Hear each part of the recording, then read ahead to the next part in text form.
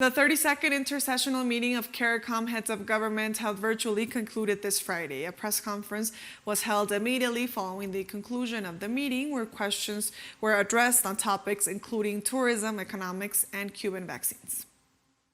CARICOM region has a number of heads who are in close communication with the government of Cuba. And what was yesterday discussed and what came out very clearly is that virtually all, bar probably 2 states, indicated that they would only use vaccines which are approved by the WHO.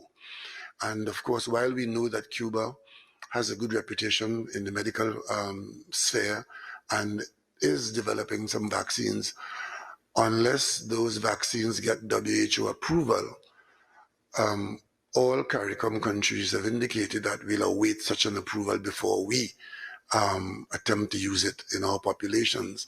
The Caribbean Development Bank is projecting regional economic growth of 3.8% in 2021 as the region gradually recovers from the COVID-19 pandemic. This projection, made in part 1 of the bank's regional report titled 2020 Review and 2021 Outlook, which was released this Thursday, comes after an extremely difficult year in which the economies of the bank's 19 borrowing member countries contracted by 12% on average. Countries with significant tourism industries such as the Bahamas, Barbados, Belize, the Cayman Islands, Dominica, and Grenada were hard hit by a more than 70% drop in overnight visitors in 2020, which spilled over to affect other economic sectors. While the bank does not expect a return to 2019 tourism levels this year, tourism-dependent nations will experience some economic recovery, underpinned by a gradual return of tourists expected in the fourth quarter of the year and focused efforts to roll out mass vaccination programs